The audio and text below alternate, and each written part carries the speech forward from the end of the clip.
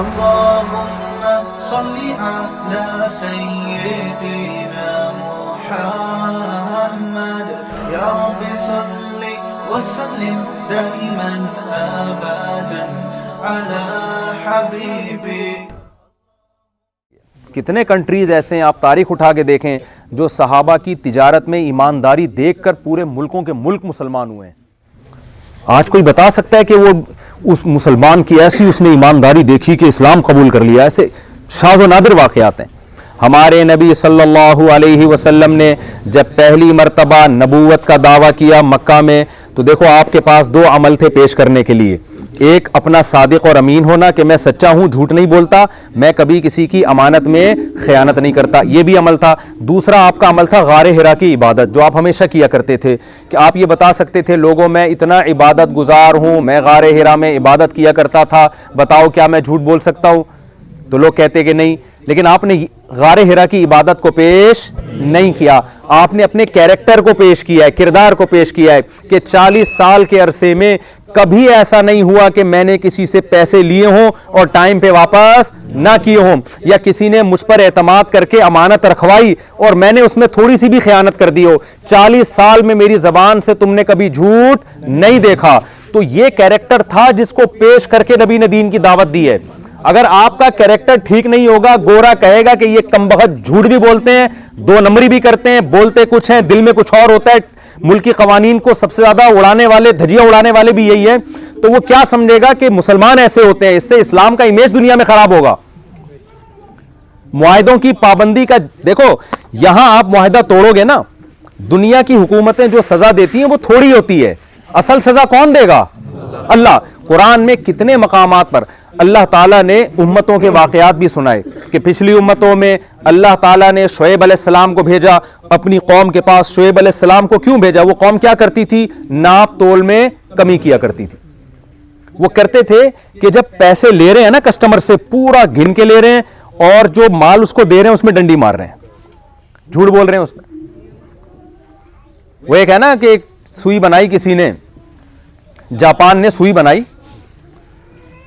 اور نہیں امریکہ نے سوئی بنائی اور کہا کہ اس سے باریک سوئی کوئی بنا کے دکھائے دنیا میں. ٹیکنالوجی کا ماہر ہے نا وہ، تو اتنی باریک سوئی تھی وہ سوئی، کہا کہ اس سے باریک کوئی دکھا کے بتائے. جاپان نے چیلنج قبول کیا، اس نے کہا اس سے باریک کیا، ہم اس میں سوراخ کر کے دکھا دیں گے. بھائی اتنی باریک سوئی میں جاپنیز سائنسدانوں نے کیا کیا؟ سوراخ کر دیا. امریکہ بھی حیران کہ یار یہ تو ہم سے بھی آگے نکلے. بھائی پاکستانیوں نے کیا کیا ہے؟ انہوں نے کہا یہ تو کچھ بھی نہیں ہے، اتنی باریک سوئی اور اس میں سوراخ، یہ کیا ہے؟ تو پاکستان کے پاس جب وہ سوئی آئی نا تو اس کو جب لیب میں لے جا کے خوردبینوں سے دیکھا گیا تو اس پہ لکھا ہوا تھا میڈ ان پاکستان.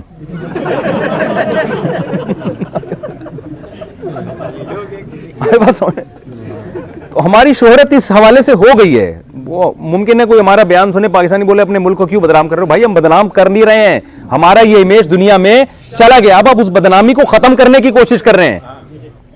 ہم کوشش کر رہے ہیں کہ توبہ کر لیں تاکہ ہماری بدنامی دنیا میں نہ ہو. ہاں تو یہی ہو گیا نا، حقیقت بھی یہی ہے. ہمارے سیاستدانوں نے جو کرنا تھا وہ کیا، ہم بھی تو وہی کر رہے ہیں نا. تو ہمارے پاس اتنی پاور نہیں ہے. ہمارے حضرت فرمایا کرتے تھے فرعون نے تو بچوں کو قتل کر کے ظلم کیا، پاور میں تھا. اگر ہم اتنی پاور میں آتے تو ہم بھی کوئی فرعون سے کم نہیں ہوتے. جذبے سب کے وہی ہیں، وہ تو ہے، وہ ہے ہی نہیں کچھ کرنے کو لیے، تو کیا کرے گا آدمی پھر بیٹھ کے؟ پھر یہی ہوتا ہے وسیم سے 50 روپے لے کے کھا گیا، ادھر سے 20 روپے لے کے کھا گیا، ادھر سے جو زیادہ بڑے سیاستدان ہیں وہ اسٹیل مل کھا گئے. پاکستان میں آپ کو پتا ہے نا کراچی میں اسٹیل مل ایک چمچہ بھی نہیں چھوڑا الحمدللہ، ایسے کھائی ہے اسٹیل. پتہ نہیں ہم تو لوگ ہمیں کہہ رہے ہوتے ہیں میٹھا 2 چمچے کھا لیں، ہم کہتے ہیں یار ہم سے تو 1 چمچہ نہیں کھایا جاتا، اور وہ چمچے سے مراد جو چمچے میں چیز ڈالی جاتی ہے. اور ہمارے ماشاءاللہ بعض حضرات ایسے ہیں اللہ نے ایسا پورے چمچے کھا گئے. وہ یعنی یہ نہیں کہ چمچے میں جو چیز تھی بس، جزاک اللہ، چمچے پوری اسٹیل مل، جو اسٹیل کی بنی ہوئی مل ہے وہ کھا گئے پوری. تو یہ ہمارا امیج ہے دنیا میں. دیکھو دنیا میں حکومتیں جس طرح سزا ہونی چاہیے کبھی مل جاتی ہے کبھی نہیں ملتی، یہ ہمارے مذہب کا حصہ ہے. شعیب علیہ السلام نے جب اپنی قوم کو سمجھایا کہ کسٹمر کو مت ٹھگو، تو وہ کسٹمر بھی تو اسی قوم کے تھے یا نہیں تھے؟ اسی قوم کے تھے یا نہیں تھے؟ تو پتہ ہے شعیب علیہ السلام کو لوگوں نے کیا تانا دیا؟ آپ لوگ تھک تو نہیں گئے؟ شعیب علیہ السلام کو یہ تانا دیا لوگوں نے वो ये ताना दिया कि या शुआइब असलातुका तअमुरुका अन नतरुका मा याबुदु आबाउना औ अन नफ़अल फी अमवालिना मा नशा। ए शुएब तू नमाज पढ़ता है मस्जिद में, सूफी, बड़ा अच्छा लगता है हमें, ठीक है ना, बड़ा अच्छा लगता है नमाज में खड़ा हुआ, सरदा कर रहा है, वजू करके आ रहा है, दिल चाहता है तुझसे दम भी करवाएं, तुझसे जिन चुड़ैल भूत भी हम भगवाएं, बहुत अच्छा, यहां तक हमें तुझ पर कोई एतराज नहीं। लेकिन तू जो ये हमारे कामों में मुदाखलत कर रहा है ना, कि बिजनेस ऐसे करो ऐसे नहीं करो, ये हलाल है हराम है, ये हमें बिल्कुल भी पसंद नहीं है।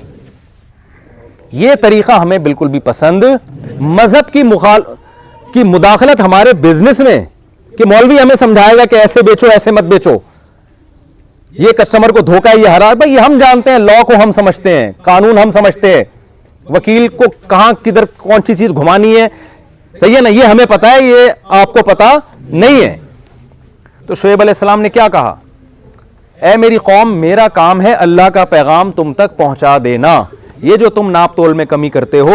और ये भी शुएब अलैहिस्सलाम ने फरमाया, इन्नी अराकुम बिखैरिन, तुम कहत ज़दा लोग नहीं हो, भूख से मरता हुआ इंसान किसी की रोटी चुरा के खा ले, बात समझ में आती है यार, जिंदगी तो बचानी है ना, बाद में कमा के रोटी के पैसे वापस कर देगा। ऐ मेरी कौम, तुम सबके पेट भरे हुए हैं, तुम सब खाते पीते लोग हो, तुम्हें क्या जरूरत है करप्शन करने की। कितनी जगह पे अल्लाह ने यह वाकया बयान किया। फिर कुरान क्या कहता है, अल्लाह फरमाते हैं हमने कौम शुएब पर अजाब भेजा है और पूरी कौम को ऐसा तबाह किया कअल्लम यगनौ फीहा, देखने में लगता था यहां कभी कोई कौम बसी नहीं है। करप्शन से बचना सिर्फ मुल्की कानून का तकाजा नहीं है, जैसे नमाज पढ़ना रोजे रखना मजहब का हुक्म है, मुल्क का हुक्म नहीं है, ऐसे ही करप्शन से बचना ये मजहब का हुक्म है, मुल्क का हो या ना हो। मुल्क के होने से तो और ताकीद बढ़ जाती है इसकी। नहीं आ रही मेरा ख्याल है बात समझ में। वैलुल लिल मुतफ्फिफीन, अल्लाह कहते हैं तबाह हो जाए वो लोग, अल्लज़ीना इज़ा तालू अलन नास यस्तौफून, जब हक लेने की बारी आती है, यस्तौफून, पूरा पूरा हक लेते हैं। आप किसी हुकूमत में रह के तमाम टैक्स वाली सहूलतें जब उठा रहे हैं, तो इस आयत में क्या अल्लाह ने फरमाया कि जब हक लेने की बारी आती है क्या करते हैं, पूरा हक लेते हैं। वइज़ा कालूहुम औ वज़नूहुम युख्सिरून, जब हक देने की बारी आती है उसमें डंडी मारते हैं। कितने घुन्ने ऐसे हैं, घुन्ने समझते हैं, जो बेरोजगारी का भी गवर्नमेंट, मुझे स्वीडन का नहीं पता, लेकिन बहुत से कंट्रीज में ऐसा होता है जो बेरोजगार होते हैं उनको बेरोजगारी का अलाउंस मिल रहा होता है। तो हमारे यहां बहुत से लोग आके बेरोजगार अपने आप को शो किया और माशाल्लाह गवर्नमेंट से पैसे ले रहे हैं और शाम को छप्पड़ में गोलगप्पे भी बेच रहे हैं। मैंने नॉर्वे में गोलगप्पे का ठेला देखा यार, माशाल्लाह। इंडिया पाकिस्तान जो है ना, अल्हम्दुलिल्लाह अपनी रिवायात को भूलता नहीं। चपली कबाब तो जापान में बहुत पहले से आ चुका है। अब चपली कबाब पे लिखा होगा मेड इन जापान। सोचे ना, अंग्रेज जब गोलगप्पे खाएगा तो गोलगप्पा होगा कि नहीं होगा। इनको ये चरखारों, इन मसालों की आदत डालें, इनको पता चले खाने किसे कहते हैं। तो खाने तो रिवायती इंडिया पाकिस्तान के खाने हैं भाई, वो रिवायती जो बहुत सारे, अभी फिर भूख लगना शुरू हो जाएगी। तो अल्लाह ने क्या कहा, ये तो मजहब का हिस्सा है कि जब अल्लाह फरमाते हैं अला यज़ुन्नु उलाइका अन्नहुम मबऊसून, अल्लाह फरमाते हैं जो लोग ऐसा कर रहे हैं कि अपना हक पूरा पूरा लेते हैं, जब दूसरे का हक देने की बारी आती है उसमें डंडी मारते हैं। अल्लाह ने ये नहीं फरमाया कि उनको पता नहीं है कि स्वीडन की गवर्नमेंट एक दिन पकड़ लेगी उनको, ये नहीं धमकी दी कुरान ने। क्या उनको पता नहीं है कि एक दिन वो हुकूमत, हो सकता है वकील का मीटर घूम जाए, वो वाली पार्टी ज्यादा पैसे देना शुरू कर दे।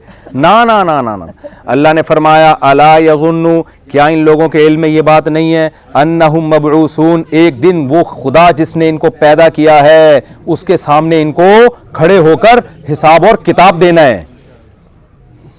यहां की गवर्नमेंट से आप बचे ना बचें, अल्लाह की हुकूमत से आप, मैं और आप नहीं बच सकते।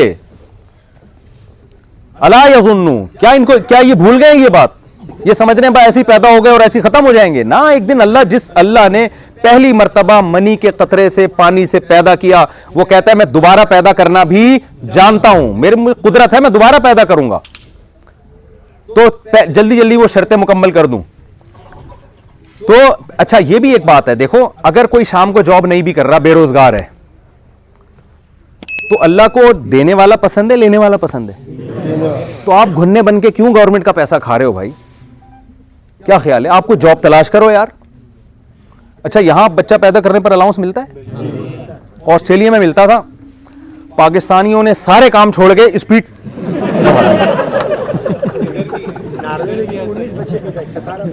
بھائی بچے تو جتنے پیدا کریں تو شریعت کی ترغیب ہے, کریں اور اچھا ہے, لیکن بچے پیدا آپ ڈبل اسپیڈ کر دیں, مگر گورنمنٹ پہ تو بوجھ نہ کمائیں بھی تو نا ان کے لیے. پیدا کرنے کا مقصد یہ ہے کہ مارکیٹ میں بچہ لاتے جاؤ وہاں سے پیسے. یہ تو غیر اخلاقی حرکت ہے یا نہیں؟ تو آسٹریلیا میں جب گیا تو وہاں مجھے انہوں نے بتایا کہ اتنی اسپیڈ سے ایکسیلیٹر پہ پاؤں رکھا ہے نا پاکستانیوں نے کہ یار فی بچہ پتہ نہیں کتنے ڈالر مل رہے تھے وہاں پہ. تو انہوں نے کہا آپ کوئی کام ہی نہیں کرنا, یہی کرنا ہے. تو گورنمنٹ نے قانون ہی چینج کر دیا وہاں پہ کہ یار یہ تو بے روزگار بن کے بیٹھ رہے ہیں اور اسپیڈ فل بڑھائی بھی ہے انہوں نے. تو آپ کی اسپیڈ بھی ہونی چاہیے اور ساتھ ساتھ کمانے کا ذریعہ بھی ہو. بوجھ بن کے کہیں بھی بوجھ نہ بنو. ہمارے نبی صلی اللہ علیہ وسلم کو غنا پسند ہے, استغنا پسند ہے. استغنا کیا ہے؟ کسی پہ بوجھ نہ بنا جائے. یہاں کی گورنمنٹ کہے کہ یار مسلمانوں سے ہمیں یہاں آنے سے ہماری اکنامکلی ہم مضبوط ہو رہے ہیں, بوجھ نہیں بن رہے یہ لوگ ہم پر. جعلی حملے کروا کے سسرال نے حملہ کر دیا تھا میرے اوپر, میں اس لیے آ گیا یہاں پہ. پتہ نہیں کیسے کیسے جعلی وکیلوں کے پاس نا پورے وہ بنے ہوئے ہوتے ہیں, لکھا ہوا ہوتا ہے کہ یہ ہوا تھا.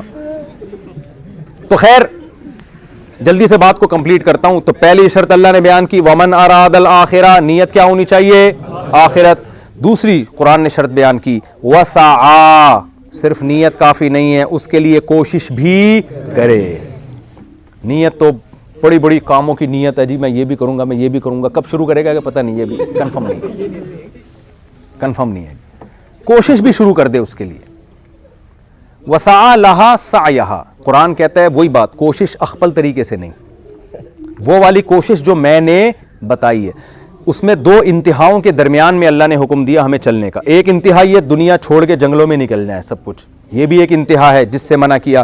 ایک یہ ہے کہ دنیا کے پیچھے ایسے بھاگیں کہ حلال و حرام کی فکر ہی ختم ہو جائے, یہ دوسری انتہا ہے. اس سے بھی اللہ نے ہمیں بچنے کا حکم دیا. تو اللہ نے بتایا کہ وہ کوشش کرو جو میں نے بتائی ہے. اس میں سب سے پہلے عقیدہ توحید ہے, نظریہ آپ کو اپنا درست رکھنا پڑے گا. پھر عقیدہ رسالت ہے. پھر اس کے بعد اللہ تعالیٰ نے جن برائیوں سے بچنے کا حکم دیا, جن چیزوں کو 5 نمازیں فرض ہیں یا نہیں ہیں. اگر آپ نماز نہیں پڑھتے, مسجد میں جماعت سے نماز نہیں پڑھتے, اللہ کی نظر میں آپ اچھے انسان نہیں ہیں. اگر آپ اپنے آپ کو مسلم ہونے کا دعویٰ بھی کرتے اور نماز آپ چھوڑ دیتے ہو, اسلام میں نماز سے بڑھ کر کوئی حکم نہیں ہے. سفر میں اللہ نے نماز چھوڑنے کی اجازت نہیں دی, حضر میں, بیماری میں, کسی کنڈیشن میں کھڑے ہو کے نہیں پڑھ سکتے, حکم دیا بیٹھ کے پڑھو. تو آج سے عزم کریں زندگی میں کبھی بھی انشاءاللہ نماز قضا نہیں کریں گے. اور رمضان کے روزے, اب یہاں روزے بہت لمبے ہوتے ہیں لوگ بتا رہے ہیں ہمیں, اور بعض لوگ عصر میں ہی افطاری شروع کر دیتے ہیں. بھائی اللہ میاں نے غروب آفتاب کے وقت روزے کا افطار کرنے کا حکم دیا. ہاں 24 گھنٹے میں سورج غروب ہی نہ ہوتا ہو, جیسے مزید نارتھ کی طرف جائیں گے تو پھر وہاں احکام الگ ہیں. وہاں آپ مفتیان کرام سے پوچھ لیے گا اگر کبھی وہاں جانا ہو رمضان میں, تو وہ بتا دیں گے آپ کو بھائی اتنا کیونکہ سورج غروب ہی نہیں ہو رہا نا, وہ 2-2.5 مہینے تک گھومتا ہی رہے گا آپ کے سر پہ. تو یہ تو 2-2.5 مہینے روزہ ہوگا آپ کا. تو 24 گھنٹے کے اندر اندر وہ روزہ, سحری, افطاری سب کی چھوڑ. لیکن جب آپ ہیں پراپر طریقے سے, سورج غروب بھی ہو رہا ہے, طلوع بھی ہو رہا ہے, تو بھائی تھوڑا اللہ کے لیے 1 مہینہ روزہ. آپ کہتے ہیں کہ نہیں ہم سے نہیں رکھا جاتا, ہم سے نہیں رکھا جاتا, اس کا مطلب آپ پیڑے کھانے کے لیے آئے ہیں. صحیح ہے نا, آپ کس کام کے لیے آئے. اور دیکھو یہ اللہ کی رحمت ہے, اگر اللہ نے گرمیوں میں آپ کا روزہ لمبا بہت کر دیا تو سردیوں میں سکیڑ بھی تو دیا ہے نا بہت. ایک طرف سے جب ٹینشن دی ہے تو دوسری طرف سے اللہ نے آپ کو آسانی بھی دی ہوئی ہے.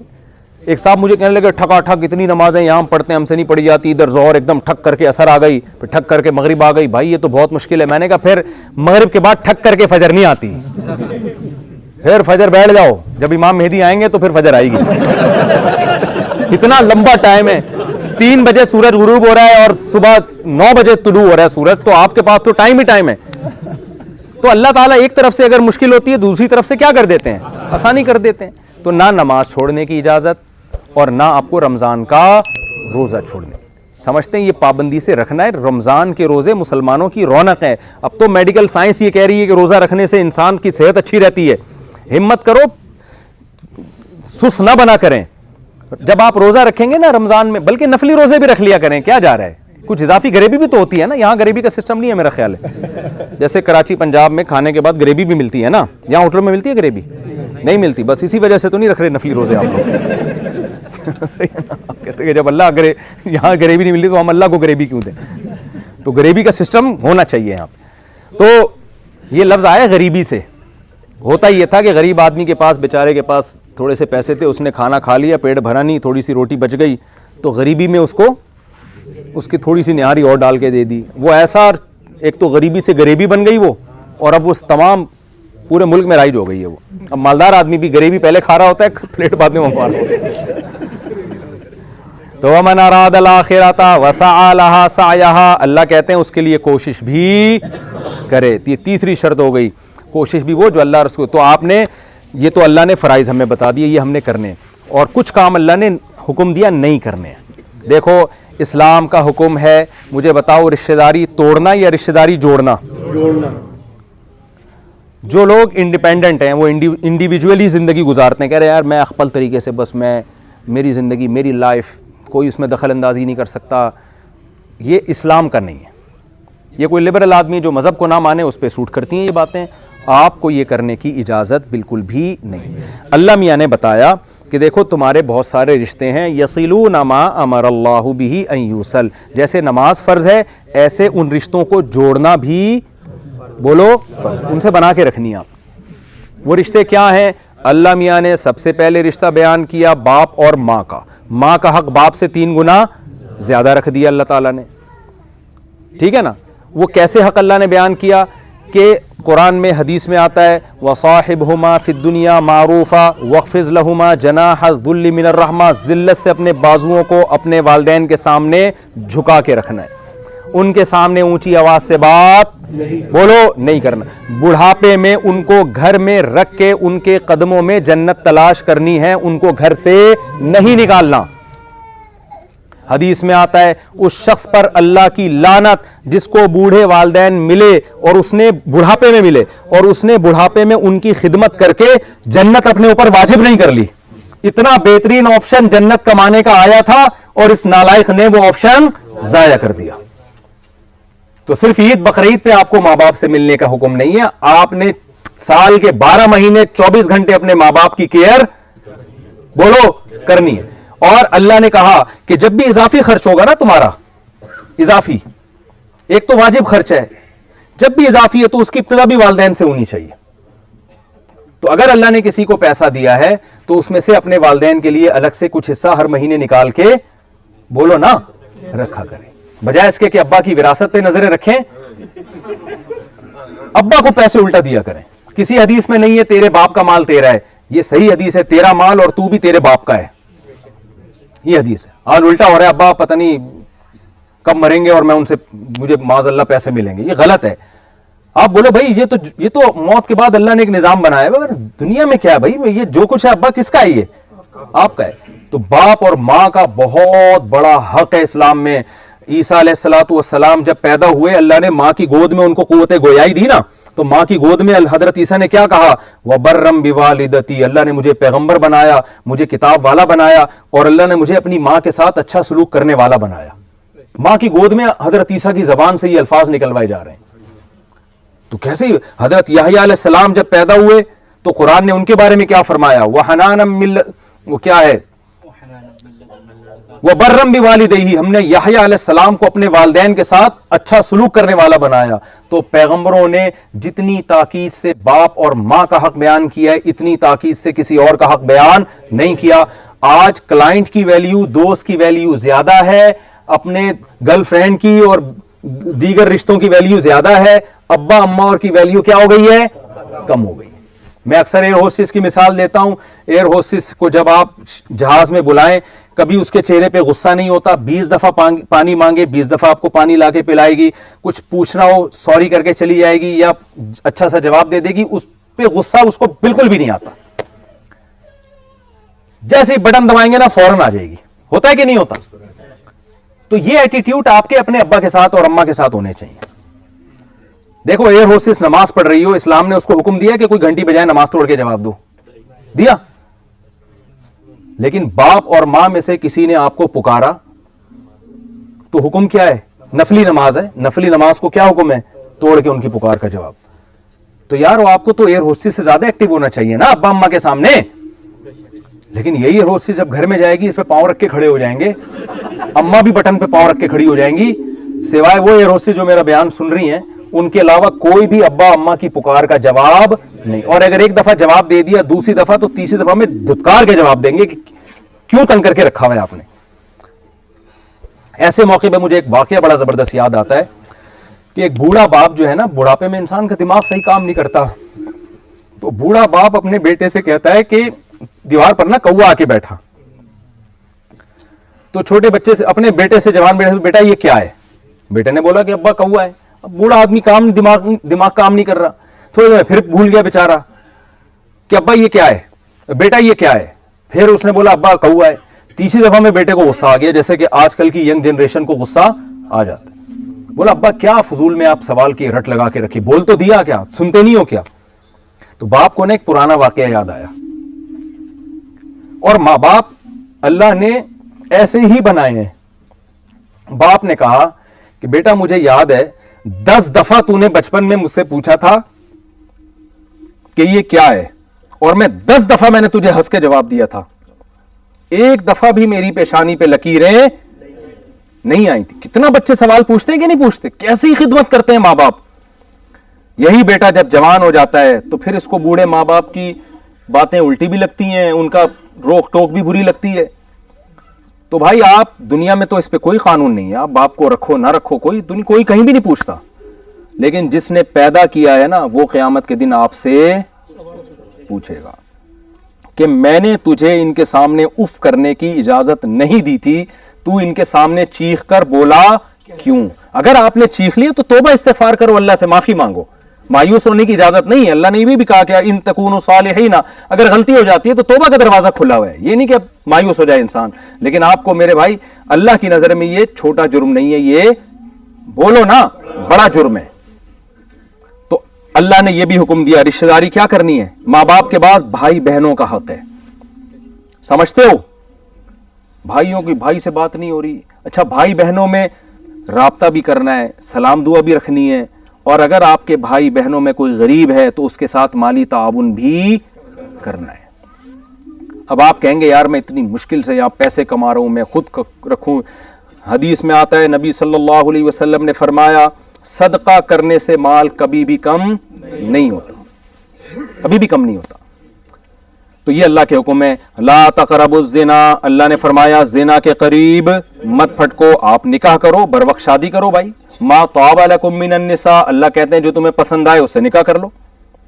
ایک مولوی صاحب مجھے کہنے لگے محبت کی شادیاں ناکام ہوتی ہیں. میں نے کہا پھر نفرت کی کامیاب ہوتی ہوں گی. کیا خیال ہے بھائی؟ نفرت ہو رہی ہے, بری لگ رہی ہے, شادی کر لی, ایسا تھوڑی ہوتا ہے.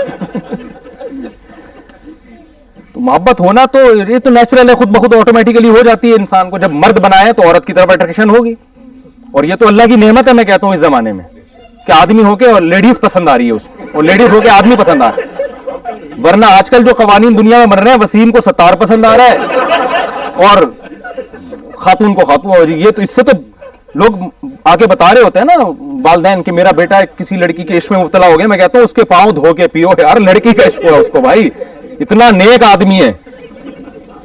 ورنہ ابھی جو دنیا جس طرف جا رہی ہے, کوئی پتہ نہیں آپ کی بہو میل ہی کہیں نکلنا ہے کہیں.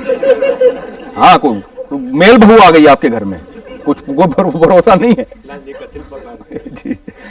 تو اللہ میاں نے اس میں ماں باپ رکاوٹ نہ ڈالیں اولاد کے لیے. بیٹی کہتی ہے ابا مجھے وہ پسند آئے, ابا ایک دم غیرت کا مسئلہ نہ بنائے. ابا کہیں کوئی بات نہیں بیٹا, اگر وہ انسان کا بچہ ہمیں لگا کہ انسان کا بچہ ہے وہ, تو ہم کیا کریں گے, تمہاری شادی اس سے کر دیں گے. اس میں رکاوٹ نہ ڈالیں. تو یہ بین الاقوامی قوانین کے بھی خلاف ہے, یہ ملکی قوانین کے بھی خلاف ہے, اور اللہ رسول کے قانون کے بھی کیا ہے, خلاف ہے نا. تو ان کی حوصلہ افزائی کریں اس میں. لن تر للمتحابین مثل النکاح, نبی نے فرمایا دو محبت کرنے والوں میں نکاح سے بہتر کوئی چیز نہیں ہے. تو اللہ نے گرل فرینڈ بوائے فرینڈ کے نظام کو پسند نہیں کیا, نکاح کے نظام کو. تو نکاح تو پیغمبروں کی سنت ہے. تو 3 باتیں ہو گئی کہ نہیں ہو گئی؟ چوتھی بات وَهُوَ مُؤْمِنٌ, آپ کا عقیدہ صحیح ہونا چاہیے. अच्छे काम भी करो और अकीदा क्या हो, एक अल्लाह को मानते हैं, उसके साथ किसी को शरीक नहीं करते, हम मोहम्मद सल्लल्लाहु अलैहि वसल्लम की ख़त्म नबूवत के कायल, आखिरी नबी होने के कायल, और आपसे पहले जितने पैगंबर हैं उन सब पर भी हम ईमान रखते हैं। ये अकीदे कत्ल के फैसले हो जाते हैं जब जज के सामने कोई गवाही लेके जाता है कि मैंने इसको अपनी आंखों से चोरी करते हुए देखा है, तो जज गवाहों से राब्ता करके उसको सजा देता है, ये साइंसदानों से राब्ता करता है कि साइंस से साबित करो। बहुत मुश्किल है यार, हर चीज में साइंस को थोड़ी दाखिल किया जाएगा। सच्चे आदमी की गवाही का एतबार होता है कि नहीं होता? हर चीज थोड़ी, हाँ कोई ऐसी चीज है जिसका मेडिकल साइंस से ताल्लुक हो, फिर डॉक्टरों से राब्ता किया जाएगा कि भाई मेडिकली ये डॉक्टर कह रहे हैं तो मुमकिन ही नहीं है। तो बहुत सी चीजें गैब की हैं, बरज़ख की जिंदगी हमने देखी नहीं है, हमने नाम मर के देखा है क्या होता है हमारे साथ। तो साइंस ना इसकी नफी कर सकती है ना इसका दावा कर सकती है, साइंस यहां तक पहुंची नहीं है, उसके अप्रोच से ये बालातर है ये चीजें। तो पैगंबरों ने हमें बताया, तमाम पैगंबरों ने, मूसा अलैहिस्सलाम, ईसा अलैहिस्सलाम और मोहम्मद सल्लल्लाहु अलैहि वसल्लम, इब्राहिम अलैहिस्सलाम, सब में है कि भाई मौत के बाद खत्म नहीं होते, एक जहां से दूसरे जहान में आप ट्रांसफर होते हैं। उसके बाद फिर अल्लाह इसी में जान डाल के दोबारा अपने सामने खड़ा करेगा। अल्लाह ताला जिस खुदा ने पहली दफा पैदा किया, मिन्हा खलकनाकुम, इसी मिट्टी से हमने तुम्हें बनाया, वफीहा नुईदुकुम, इसी में दोबारा मिट्टी कर देते हैं। दो कुदरत तुमने हमारी देख ली, वमिन्हा नुखरिजुकुम, वंस एक दफा फिर हम तुम्हें इसी रिवर्स करके क्या कर देंगे, दोबारा इंसान बना के खड़ा कर देंगे हम तुम्हें। तो ये अल्लाह उसके रसूल सल्लल्लाहु अलैहि वसल्लम की तालीमात है।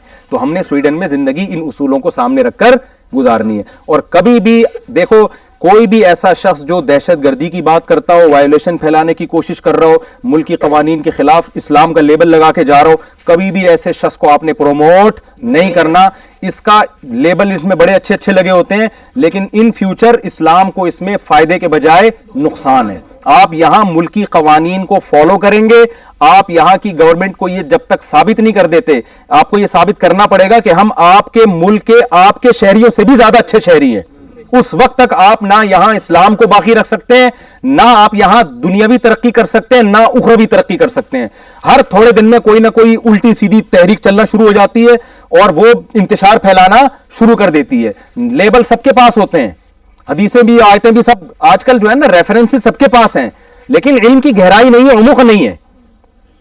तभी तो हदीस में आता है, रुब्बा हामिल फिक़हिन गैरु फ़क़ीहिन, बहुत से लोग इल्म की बात जानते हैं, समझते नहीं है।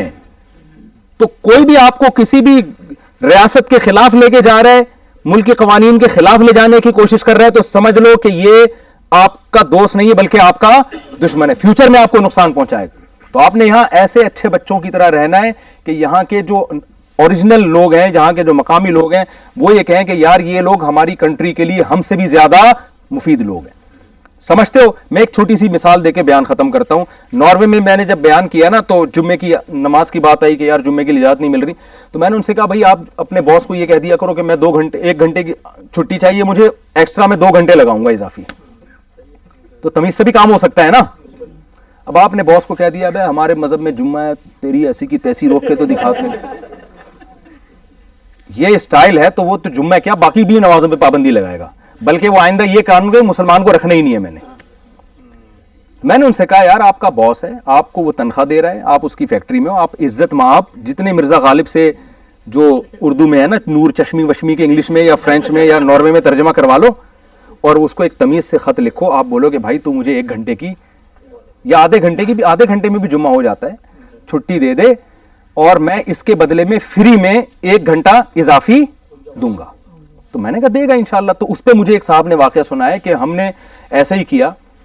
तो हमने क्या किया कि जब हमने एप्लीकेशन लिखी कि हमें जुम्मे के लिए आधा घंटा या 1 घंटा दिया जाए, तो वो गोरा जो था ना नॉर्वे का, उसने सर्वे किया, उसने कहा कि यार लोग सिगरेट पीने के लिए आधे घंटे की छुट्टी लेते हैं हमसे, और यहां जितने लोग मुसलमान हैं ये सिगरेट नहीं पीते। हमने ये, वो नहीं पीते होंगे, मुझे आप लोग का नहीं पता कौन क्या क्या पी रहा है।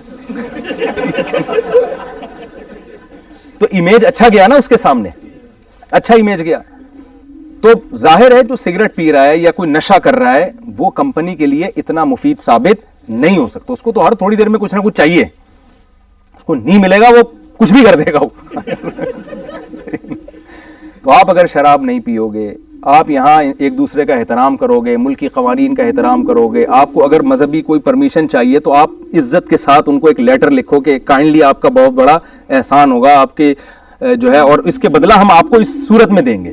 تو وہ سمجھ جائیں گے واقعی یہ مذہب کو فالو کرنے کے لیے یہ ہم سے چھٹی لے رہے ہیں, یہ ڈنڈی مارنے کے لیے چھٹی ہم سے نہیں لے رہے. بعض دفعہ لیبل جمعے کا لگا ہوتا ہے, مقصد کیا ہوتا ہے؟ سٹا پینا ہوتا ہے. سمجھ رہے ہو نا؟ تو یہ سب چیزیں ہیں. تو ہمارا ہدف اصل کیا ہے؟ جو آخرت ہے. تو اس کو سامنے رکھ کر بھائی زندگی گزاریں. اللہ کے حقوق بھی ادا کریں, مخلوق کے حقوق بھی ادا کریں, ریاست کے حقوق بھی ادا کریں, اور اپنے حقوق بھی ادا کریں. اپنے حقوق میں یہ کہ انسان نشہ نہ کرے, اس سے آپ کی باڈی کیا ہوگی؟ خراب. ہمارے نبی نے تو ایسی عبادت پہ پابندی لگا دی جس سے ہماری صحت خراب ہو. کیوں؟ آپ نے فرمایا ان لنفسک علیک حقا, تم پہ تمہاری جان کا بھی حق ہے. تو اپنے بھی حقوق, اللہ کے بھی حقوق, اللہ کے رسول کے بھی حقوق, رشتہ داروں کے بھی حقوق, یہ سارے حقوق ادا کریں گے تو اس سے بڑا فائدہ کیا ہوگا؟ اللہ آخرت میں بھی کامیاب اور دنیا میں.